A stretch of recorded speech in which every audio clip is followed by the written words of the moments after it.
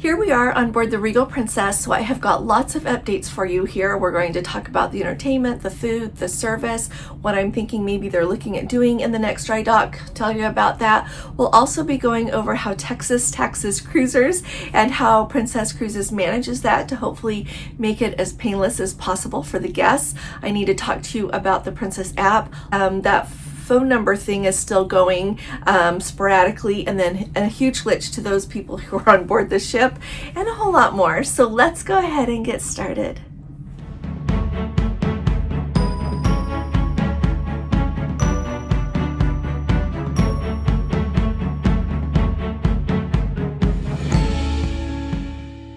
Hi there, this is Allison with Let's Go Travel Tips. Today is Tuesday. It is November 18th of 2025. And if you haven't subscribed to our channel yet, today's the day. Will you please go ahead and click on that subscribe button? And if you appreciate my updates, please give this video a thumbs up. I am really glad to have you with us, and I very much appreciate your support. So let's start at the very top. I want to talk about what is going on with the Princess app. We know that we have had a lot of glitches lately with phone numbers. I am hearing from some people that they are able to enter their phone number and then it popped back out, then they put it in again and it's holding. We don't know for how long, but some people are having success with keeping their phone number in the app now. A lot of people, that is just what they need to be green laned. And so that's the update for that. Comment down below and let me know if the phone number is working in your app again. I tried it in my app, but I realized it doesn't matter, because when you're on a Princess cruise ship, if you don't know this, you cannot do anything on your cruises that are coming up. We've got the glitch that it does combine cruises that are back to back. This cruise that we are on right now that started November 16th was combined with the two cruises we did on the Star Princess before this. So there was even a different date, like a date in between the cruises. We had flight to Galveston from Fort Lauderdale, so different port, different ship, and it was still all combined together. That has been going on for a long time, and I don't know when they're going to get it fixed. I don't even know if they know how to fix it. So that is a known glitch. The other thing that is happening here on board, so I want you all to think about this, look at it if you're on a Princess ship, or pay attention to it if you're going to be on a ship coming up soon. The folios for people are changing for some people. We learned about that first this morning when Gordon went to the pool. People were talking about it happening to them, and as we have talked to other people on board the ship today, it's happened to quite a few people. And it's not that you get, like, you look at your folio and you think, oh, I didn't buy that t-shirt, or I didn't buy that drink, or whatever it is. No, it's the whole folio comes over and flips between different guests. This has not happened to us, but people showed it to us in their app, and so you have to go to guest services and get that fixed. So keep an eye out. We're going to be keeping an eye out on our folio. So that's a really important one, because you don't want to end up paying for someone else's charges, right? Next up, I want to follow up from my video that I did on embarkation day here on the Regal Princess, as well as supply you with additional information about how Texas taxes cruisers. So as we boarded the ship, we received this notice. It's been folded up and put in my purse, but it is a notice letting guests know that until you reach international waters, the beverages that you buy have an 8.25% tax applied to them. On this notice, it says alcoholic beverages. So it points out that the alcoholic beverage portion, if you have the Plus or Premier package, is not going to become active until you reach international waters. So what is the workaround that the Princess is doing on this? Number one, they are limited to the number of bars that are open. That is a rule that is in place to do with the tax. So while they're in Galveston, when they're docked alongside the pier there in Galveston, and until they reach international waters, only a certain number of bars can be open. In addition to that, that is why the other day when I told you that no beverages were showing up in the app, no beverages were showing up in the app until we reached international waters. As soon as we hit international waters, they all showed up. just like magic. And I am sure that they are doing this because if people don't pay attention to this paper and they order a beverage, they're going to have to pay that tax. Then they're going to be cranky about it. Then they're going to go down to guest services and ask that that charge be removed. And that's not appropriate. It's a tax. You receive the paper, read the papers that you are given, and be aware of what's going on. during the time that we were docked there in Galveston, I went and asked for a Diet Coke and was told, nope, I couldn't have one. And I said, even if I'm willing to pay for it, and even if I'm willing to pay that 8.25% tax on it. And the gentleman said no. So we were sitting there in the buffet having a little bit of lunch when this happened.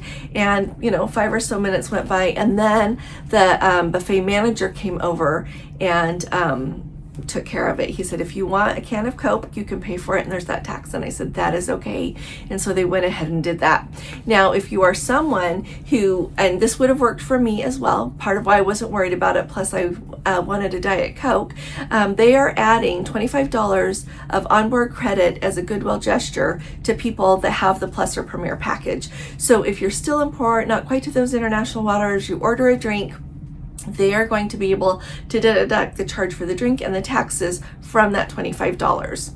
So be aware that when you cruise from Galveston, that is how they work it. As soon as we got to international waters, there were more bars open, and everything went just normal from there as far as drink packages go. So make sure, and I love that the crew members were really careful about it. You can tell that they've been told to be really careful about it, make sure people really understand what's going on with those extra charges. So that's a heads up for you when it comes for sailing from Galveston. Last night was the Champagne Waterfall. It was our first formal night at sea. So usually the first formal night on a cruise is the first day at sea that you have, and that was indeed the case with us. And on that first formal night, they do the Champagne Waterfall. They do it differently, by the way. On the Star and the Sun Princess, they don't have the same Champagne Waterfall deal going, but it is the same on all the other cruise ships still. So it happened to be at 6 o'clock, and our dining time for our group is at 5 o'clock. So Gordon and a couple of our other group members hopped up when it was time for that to start and went and videoed a little bit, and then came back and finished dinner because we wanted to see what it was like because of the Love Boat cruise portion. Well, it was normal with everything that we're used to. They introduce the captain, he comes, introduces all the crew members, they let you know how many guests are on board. 3,353 guests are on board. Just over 3,000 of those are from the United States, and those from the United States, predominantly they are from Texas, which is just what you expect. Having it this port located so closely, it is in Texas, so it's really handy for people that want to cruise who live in Texas. And so there's that. There are people on board from 35 different countries, and they did a rundown of that, and they did a really good job. As you look at the video, you can see it. One of the special things to do with this Champagne Waterfall time is that Jill Whalen was there. She was down on the piazza level, and then up on the next level were the other original cast members from the Love Boat TV show. So she introduced all of them, and they stood and waved, and it was just really fun to see them. And so it was a really great Champagne Waterfall. You'll see it's like they had it lit up blue for the Love Boat and everything. They did an excellent job with that, so that was really fun. Now, this is the Love Boat cruise. Interestingly enough, a lot of people on board know it's the Love Boat cruise, but there are quite a few people, and I'm wondering if it's just some of those people from Texas that booked it at last minute because it was such a great cruise rate.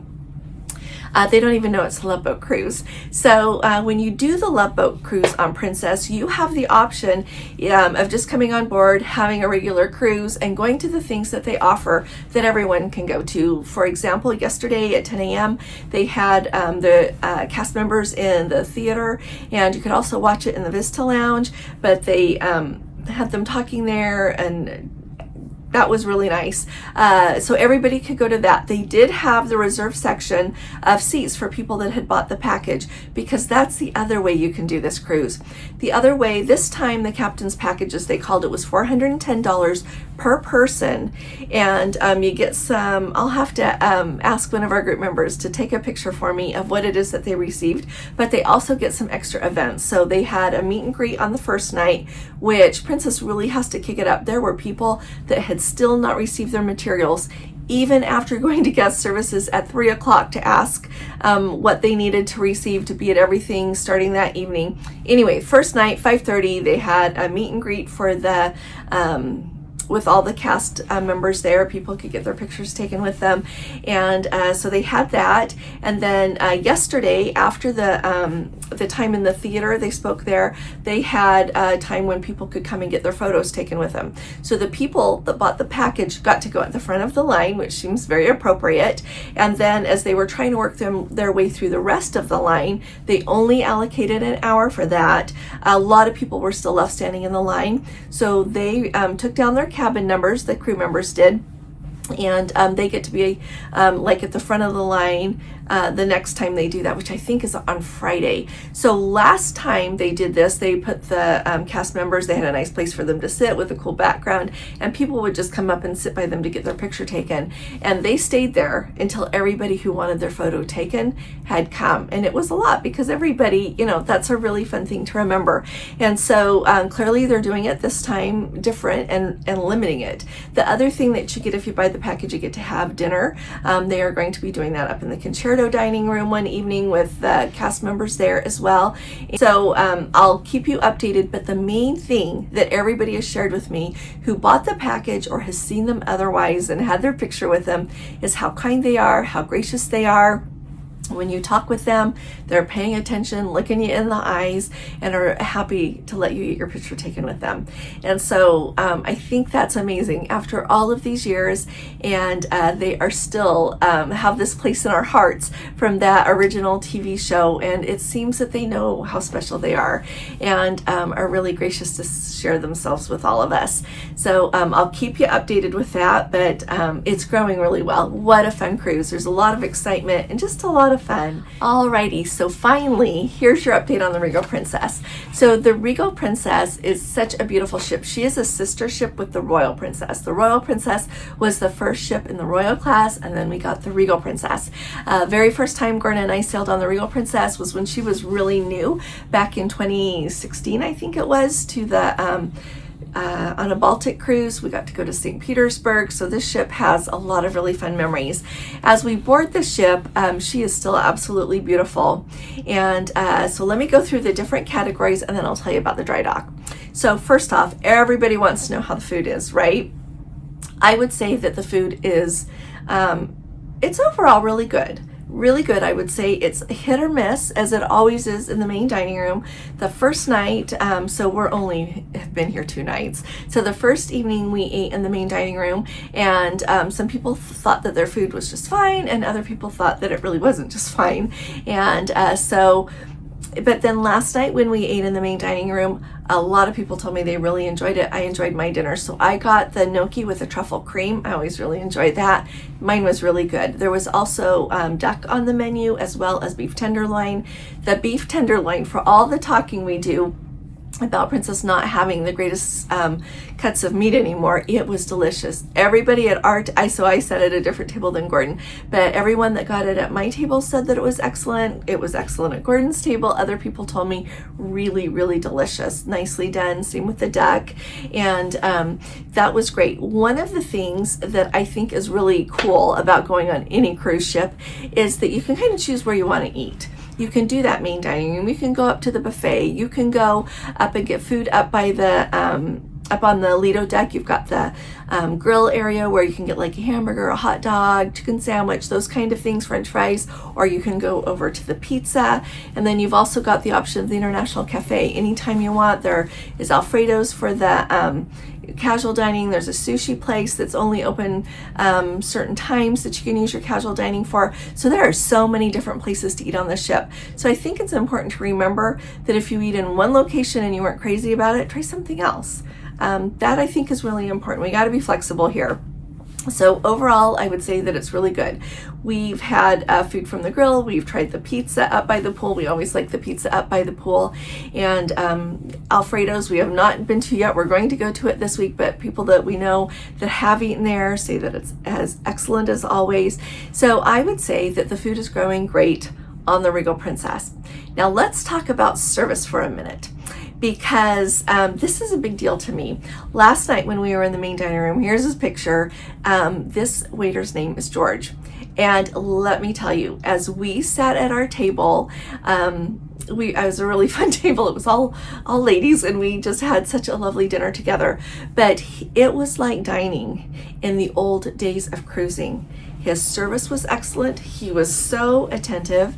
While we were waiting for our appetizers to come, he brought a couple of cheese plates. It was kind of a long table, so he brought two and offered to, everybody could have a little bit of cheese while they waited. When he brought the food, he served it perfectly. He stayed on top of drinks. When I asked for Diet Coke, he just brought me 2 glasses. I didn't even ask, but he knows that in the course of a dinner, often you want 2 glasses of water or whatever it is you're drinking. People that were drinking other beverages, he stayed right on top of it. He was very attentive. And at the end, we ordered our desserts, and he came out with a couple of plates of the petit fours for us to share and try as well. But just the kind of service that we used to get all the time when we were on a cruise ship. And so I'm really glad that he is in the area of the dining room where our group is, and look forward to sitting in his area again, or else I'll share it with the people in my group, because to me, it's even more important to me that they have a wonderful time than because I'm fine.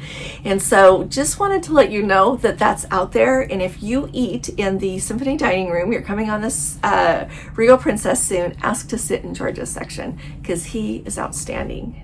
We also bumped into another crew member we know. Her name is Rose. She was on the Regal Princess when we were here in August, and she was up by the where the sinks are on embarkation day, asking people to wash their hands.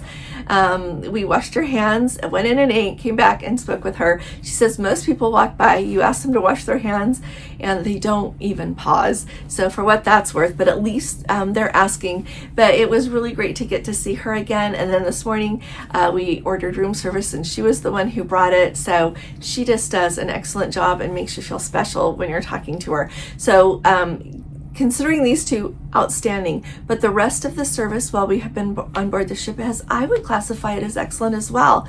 We have not been disappointed at all. I've had to go to guest services for a couple of things, and just overall the service at the bars, the service in the International Cafe, and while we're sitting in the piazza in the evenings enjoying the music, there are waiters there to bring your drinks, take your orders. Sometimes it takes a while, but there's a lot of guests there. They don't have as many waiters as they used to have, but they do such a really good job. And so I would say that the service is excellent here on board. Now, entertainment. Let's talk about entertainment. As you all know, there are shows in the main dining room. Sorry, Gordon. As you all know, there are shows in the theater. The first night it was a magician. Last night it was Charo, and they've also got a lot of different kinds of music going between several kinds in the piazza during the course of the day and the evening.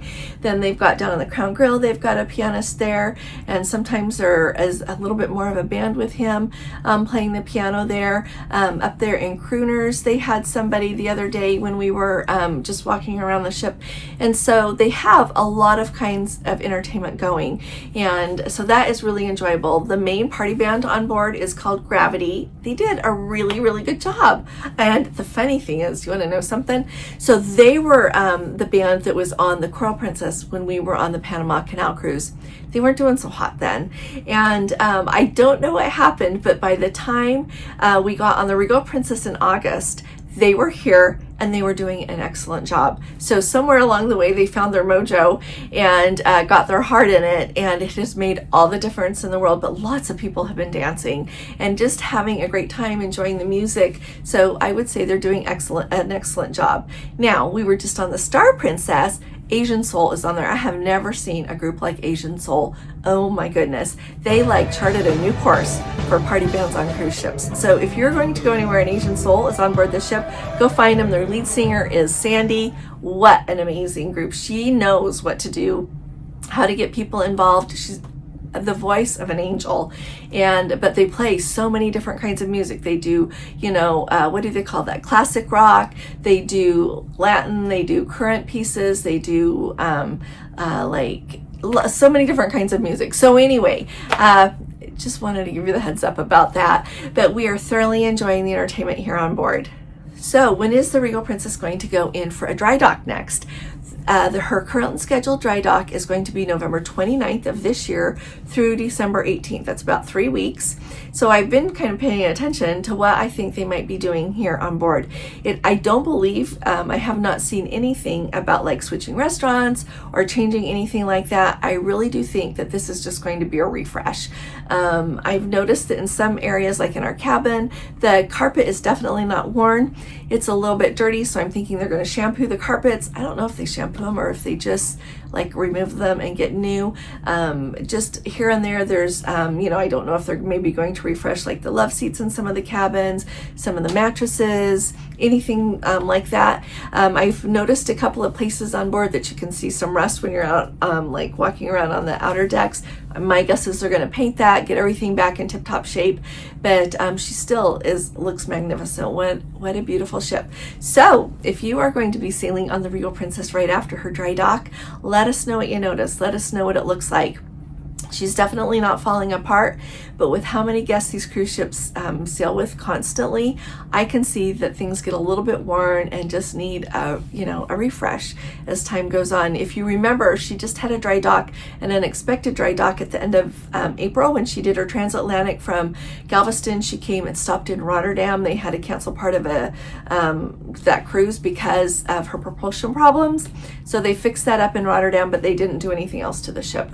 They just fixed what needed repaired and sent her on her way. So I'm really excited to hear from everyone who sails on her after this. But she still is beautiful. I think that's a really important thing to keep in mind.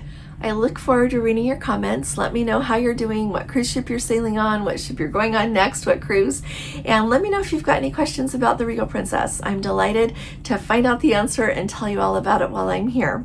So I'll be talking to you all again really soon. You all take really good care. God bless you. Love you. Bye-bye.